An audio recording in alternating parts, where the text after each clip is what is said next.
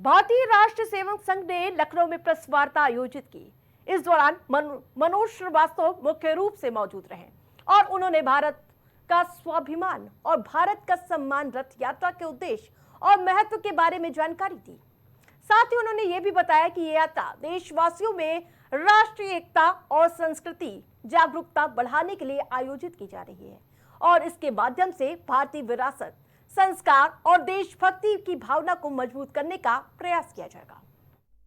अगर ये जो यात्रा निकल रही है भारत की मिट्टी जी भारत स्वाभिमान क्रांति रथ यात्रा रैली, इसमें क्या हो रहा है और किस तरह से आप लोग कहाँ से शुरू करके कहाँ तक जा रहे हैं?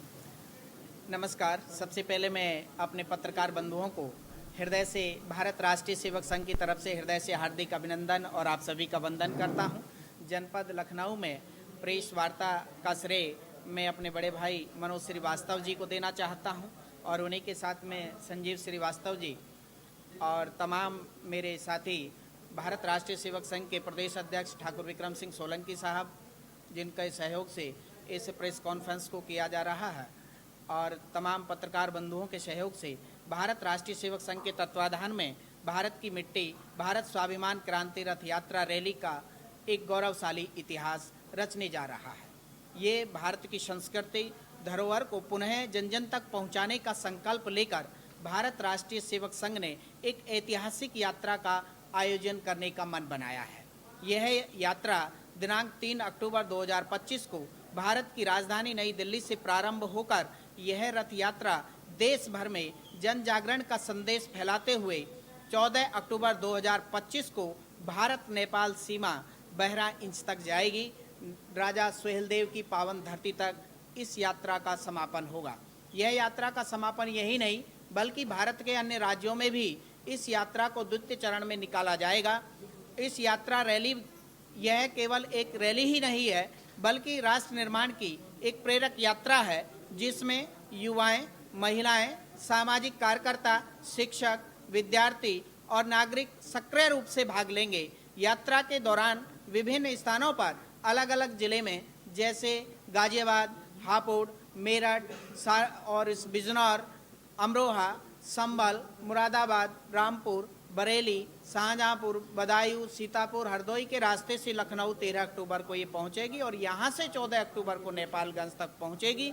इन सभी स्थानों पर संवाद होंगे, सभाएं होंगी, सांस्कृतिक कार्यक्रम किए जाएंगे, संगोष्ठियां होंगी आयोजित की जाएंगी और इस रथ यात्रा का जो प्रमुख उद्देश्य होगा वो नागरिक कर्तव्य, हर नागरिक को अपने दायित्वों का बोध कराना है और स्वयं का बोध, अपने को जानना और आत्मचेतना और आत्मगौरव का विकास करना है। पर्यावरण संरक्षण, स्वच्छता और हरित भारत का संदेश देना है। कुटुंब प्रबोधन, परिवार और समाज में जागरूकता का प्रसार करते हुए सामाजिक समस्याओं का समाधान करते हुए समाज में समरसता की भावना, समानता की स्थापना और भारतीय संस्कृति व स्वाभिमान सांस्कृतिक धरोहर की परंपराओं का संरक्षण, मातृभूमि के प्रति जागरूकता, देशभक्ति और राष्ट्रीय एकता का सशक्त संदेश देना है।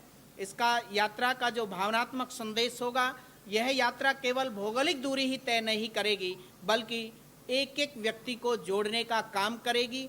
इस रैली से संस्कारों को पुनर्जीवित करने में बल मिलेगा और राष्ट्र प्रेम की अग्नि प्रज्वलित होगी।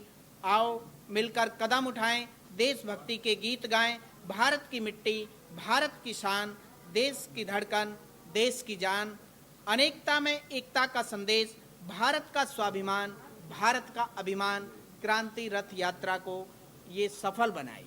नागर जी, इसका जो उद्देश्य आपने बताया, इसमें किस तरह से आप लोग फंक्शन करेंगे, क्या करेंगे?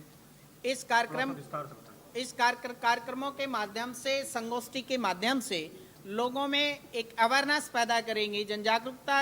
ये रैली एक संदेश देगी ताकि लोगों को अपने नैतिक कर्तव्य और नैतिक जिम्मेदारियों को बताया जा सके, क्योंकि आजकल जो युवा है वो चौराहे पर भटक रहा है। उनको नैतिक जिम्मेदारियों का ज्ञान और अर्थापत्ति उनको ज्ञान हो, व्यवहारिक ज्ञान उसको हो कि मुझे क्या करना है, उसका टारगेट एक निश्चित हो, उसका लक्ष्य हो। आज लक्ष्य विहीन युवा हो चुका है, केवल और केवल अपने 4 इंच की इस स्क्रीन पर अपना पूरा समय बिता देता है। उनकी शिक्षा की व्यवस्था कैसी होनी चाहिए, उनको एक जागरूकता का माहौल पैदा करना है कि उनके जीवन का आखिरकार उद्देश्य क्या है।